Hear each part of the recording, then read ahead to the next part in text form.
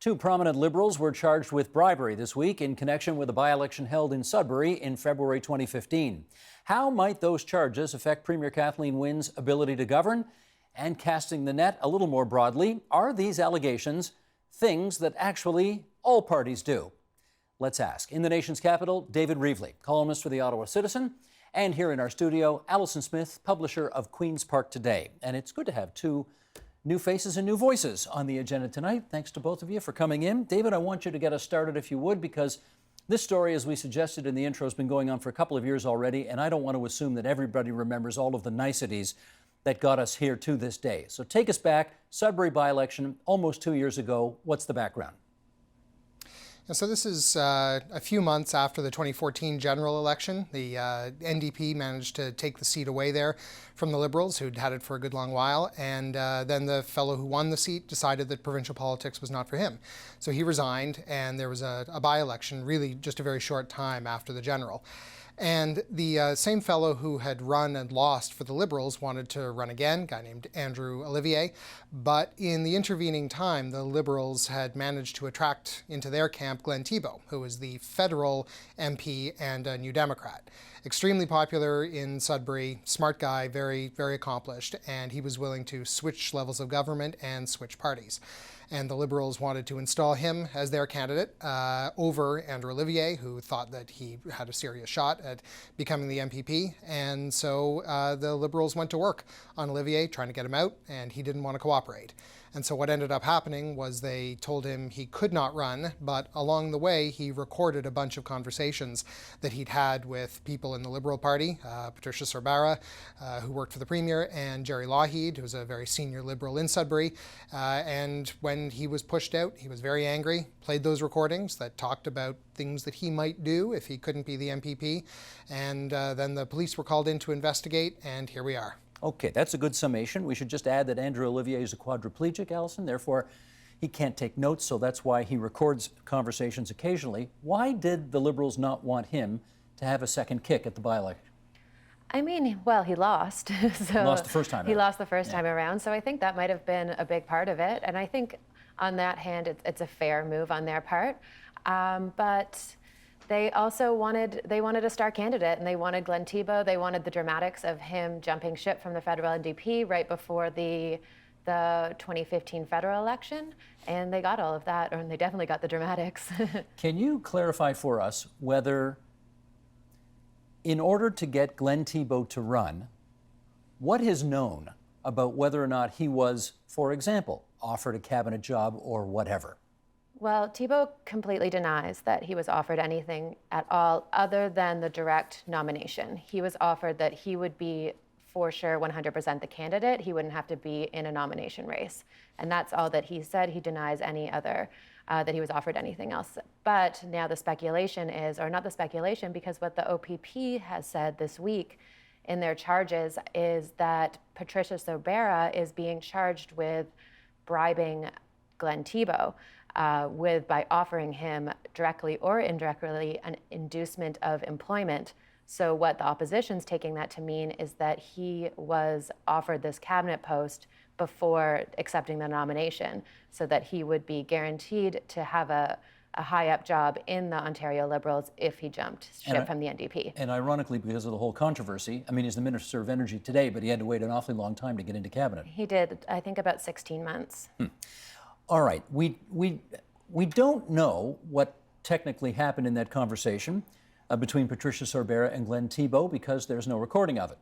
We do, however, know what took place in the conversation between Patricia Sorbara, the then Deputy Chief of Staff to the Premier, and Andrew Olivier, because Olivier recorded it. Let's play a little snippet of that, and then we'll come back and chat. Please, Sheldon, roll it.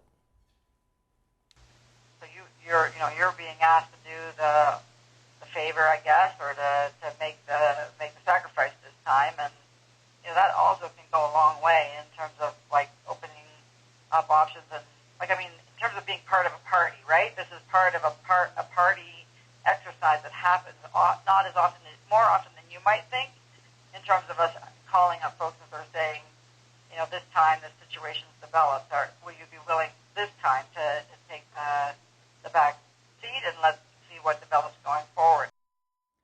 David, what are people saying in terms of what that conversation either does or doesn't prove? Well, the OPP presumably are saying that it is essentially an offer of some sort of a position. And I mean, there's another snippet of tape that talks about, in more detail, about things that Andrew Olivier might do, including serving on some party committees, giving policy advice, conceivably getting some sort of a job in Glenn Thibault's constituency office. But that these are offers of work, even if they're vague, even if they're only sort of implied. She wants him to think about what sort of a reward he might like for stepping aside. And the argument would be that that's contrary to the Election Act, which says you are not allowed to offer somebody a job either to become or not become a candidate. And the flip side of that is, no, these are normal conversations, which is actually something that Sudbury says in that clip that you played, where people who are not going to end up being successful candidates one way or another get to think about how they might stay involved in the party. And that being an MPP is not the only legitimate way of contributing to the Liberal cause, not the only valuable way of contributing to the Liberal cause. And they wanted to have conversations about what form that might take, because he was a guy they liked, even if they didn't want him to be their nominee. Well, Alison, let me read her words again. She said, Patricia Sorbera, this is part of a party exercise that happens often, more often than you may think. Do we infer from that that other parties do it as well? Well, that's definitely being implied at Queen's Park this week. Yesterday, during question period, we heard the Liberal MPs heckling at the PCs, Garfield, Garfield, Garfield. And what that means for people that aren't close watchers of of Queen's Park politics, there's an MP or a former MP named Garfield Dunlop. MPP, excuse me, who recently, or I mean a couple years ago now, I guess, resigned his seat. Let me read it right here. This is Martin Redcon from the Toronto Star on Thursday, yesterday, who said the following. Will the OPP look into the case of Garfield Dunlop, who resigned his Simcoe riding last year to make way for the seatless PC leader Patrick Brown in return for being placed on the party payroll?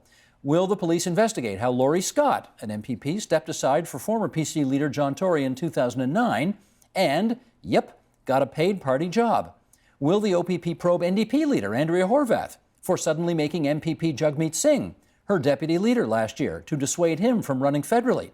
Quid pro quo or coincidence? How different, as people look at this thing, neutral, unbiased observers, are the examples that Martin Redcon has laid out any different from what looks like what happened in Sudbury 2 years ago?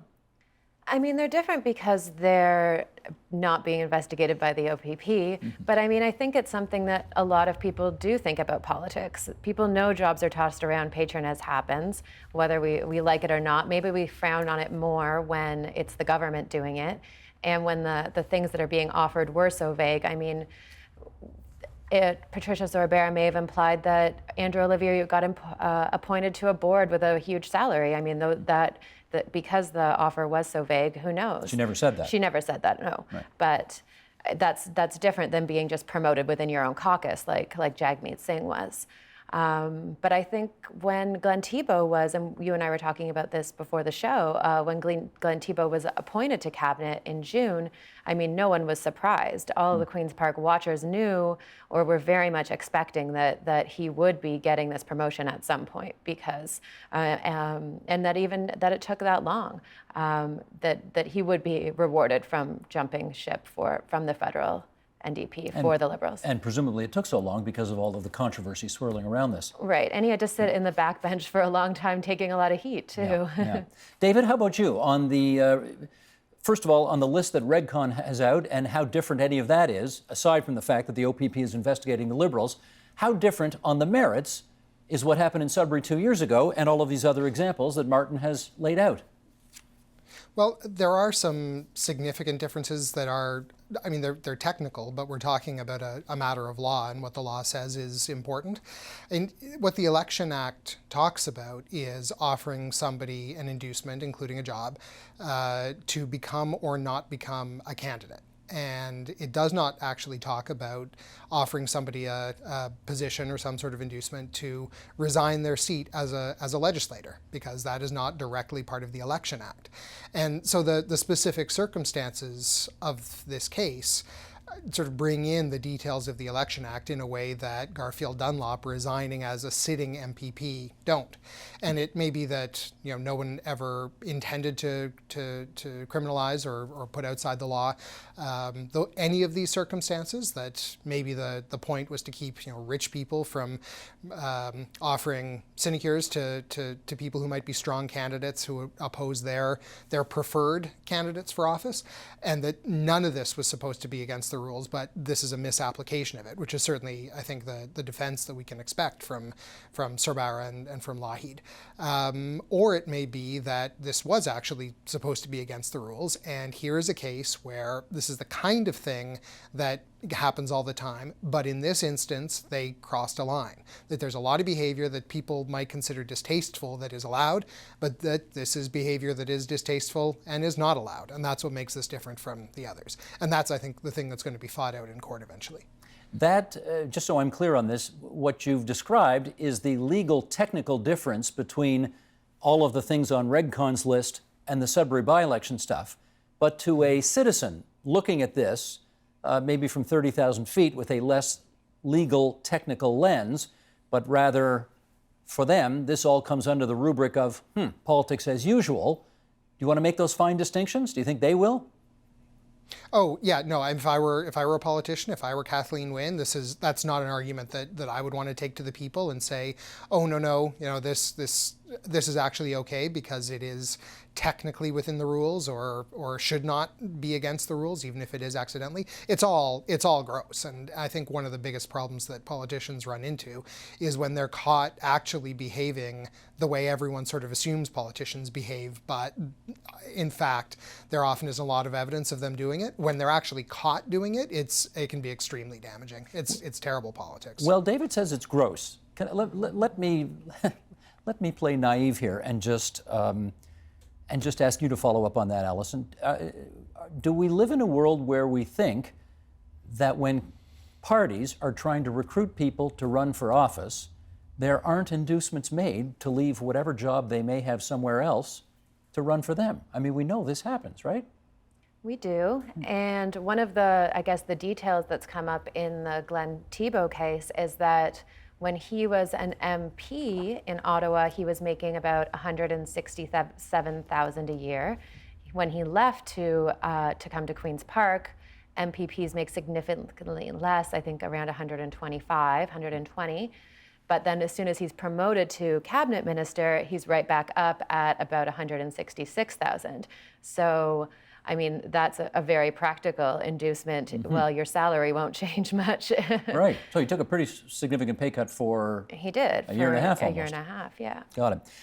David, let me try this on for size. This thing happened 2 years ago, and the recording has been out for almost 2 years.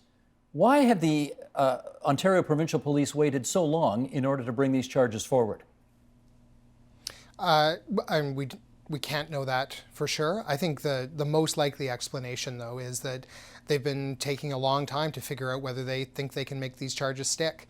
This is a section of the Election Act that actually doesn't date back all that far. It dates back to 1998, I think, and has never been applied. So there isn't any kind of body of law where judges have decided, these are the standards you have to meet to find somebody contravened the law. They probably had to do a lot of research and a lot of working with Crown lawyers to figure out whether this was a circumstance, not only where they think the law applies, but where they think they can convince a judge that the law applies. And that is not something that happens quickly. And politicians obviously would like to have this cleared one way or the other, and probably even that's true even of the opposition, but legal research is not quick. Allison, I wouldn't want to push this comparison too fast, too far, but I heard people at Queen's Park today talking about it. If you look south of the border, you've got the FBI, which a week before Election Day has unveiled the fact that they are re-examining Hillary Clinton's emails, and the investigation that they had earlier said was over is now on again. Here we are, and obviously the impact that could have next Tuesday night, who knows? Here we are 2 weeks away from what are two pretty important by-elections in the province of Ontario, which may or may not have a huge impact on the future prospects of the current government. And the OPP, if I can put it, in the vernacular, drops this enormous stink bomb in the middle of Ontario 2 weeks before by-election day. What are people saying about that? Well, firstly, I'll agree with you that they are important by-elections, especially the one up in Ottawa, as David will know. That's been a Liberal seat for a long time, and 45 years, but who's counting? So they really want to win that one. But the PCs have a strong candidate up there too. They have former Ombudsman Andre Morin, who has a lot of name recognition. So it's definitely important for them to win that. Out in Niagara, I think they stand a little bit less of a chance, but... you mean the Liberals? The Liberals, yeah, the Liberals. It's a pretty safe PCC. Yes. So, but I mean, if they're losing seats like the one in Ottawa, they definitely have to be worried about the next election. But to the first part of your question, yeah, it's strange that the police are sort of jumping in like this. I mean, it's hard to compare the U.S. election that's going on right now with the... Because it's incomparable. Yes. So, yes, I agree with you there. And there's just been so many bombs dropped in that campaign. But it does remind me of the last spring 2014 election that we had here in Ontario. And the OPP came in with a big bomb then too.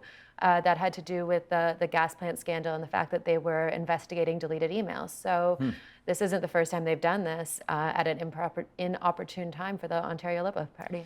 David, I want to follow up with you on that. I wonder whether anybody in your neck of the woods, where this by-election in Ottawa-Vanier will be taking place on the 17th, has anybody observed that the timing, after 2 years of investigation by the OPP, the timing of the release of these charges and the announcement that these two Liberals were going to be charged is interesting. Let me use as vanilla a word as possible. Is interesting so close to the upcoming by-election?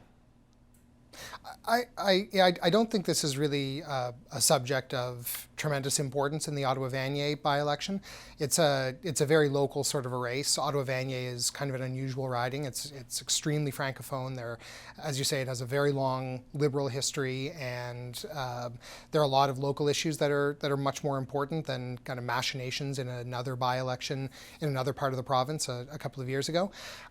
Given that Andre Morin, the PC candidate, is essentially running against Liberal corruption and mismanagement, I think he is very eager to make it an issue.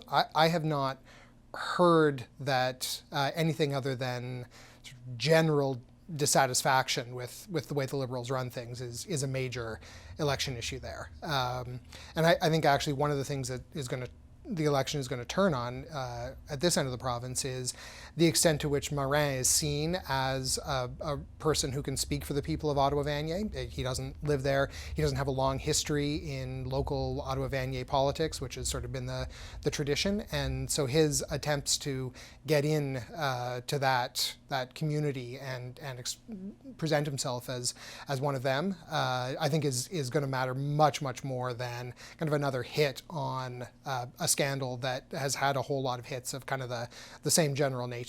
I mean, any day that we're talking about Liberal corruption is not a good day for the Liberals. I don't think there's any way to say that it doesn't matter at all, and it certainly does not help the Liberals. I don't know that it's enormously damaging. I don't know that the election is going to turn on that. I think it will not. Well, I want to pick up on that last point and sort of broaden it. And Alison, I'll go to you first on this. I want to get a better understanding of how easily or more difficult it is to govern the province, to make decisions, to roll out policy and communicate with the public effectively about it when something like this happens.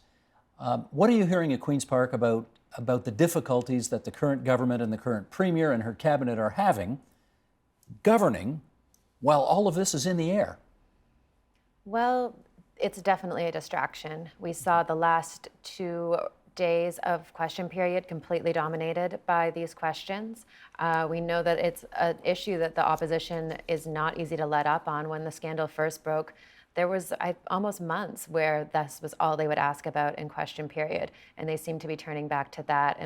And Kathleen Wynne's reaction is that she just wants to govern, and she just wants to focus on Ontarians, and that's sort of what she's saying. She gets up every morning focused on Ontarians, but it is a big distraction now that Glenn Thibeau's name is thrown in there. I mean, he's an up-and-coming young minister, and it's definitely going to get in the way of his energy portfolio. No one's asking him questions about that.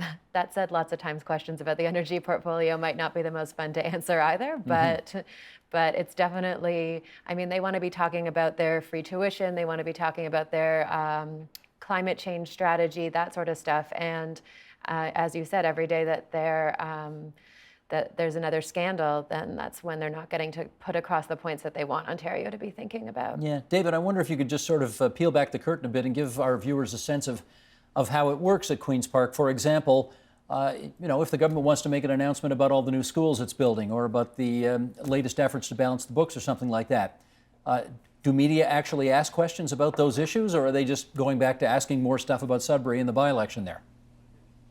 Well, it is a bit of both, and the government does stuff, and people ask questions about the stuff the government is doing. But I think any chance that you get to ask the Premier a question about a new development of this nature, you're going to take. And I think you can see some of the frustration in Kathleen Wynne's manner when these questions come up. And she's kind of reverted to answering in much the same way. Her answers kind of amount to, well, I've already answered a whole lot of questions about that. I've already answered a whole lot of questions about that from the press. I've answered questions about it in the House. I don't really have anything to add. So she is clearly not keen to talk about it and is coming out with a pat answer that really just shuts down future questions, doesn't give you as a reporter anything else to work with. And as Alison says, it's a distraction. Obviously, if you want to be talking about opening new schools and new hospital wings and taking a few points off the HST on people's hydro bills, then questions about just exactly how corrupt was your former deputy chief of staff, just what exactly did you promise your energy minister to come work for you, those are not the kinds of discussions that you want to be having, that's for sure. Well, for the record and for what it's worth, in fact, the Premier has been asked about this hundreds of times in question period, and she has answered hundreds of questions about this over the course of the couple of years that this has been going on. So, that's actually accurate for what it's worth. It is. Yes. I want to ask, let me get into one more thing here. We've got a couple of minutes left. And Alison, that's this. Patricia Sorbera has been hugely important to Kathleen Wynne's electoral success during the, it's amazing, almost, 4 years now that Kathleen Wynne has been the Premier. I guess January 2017, it'll be 4 years. Or February 2017, be 4 years. She's not there now.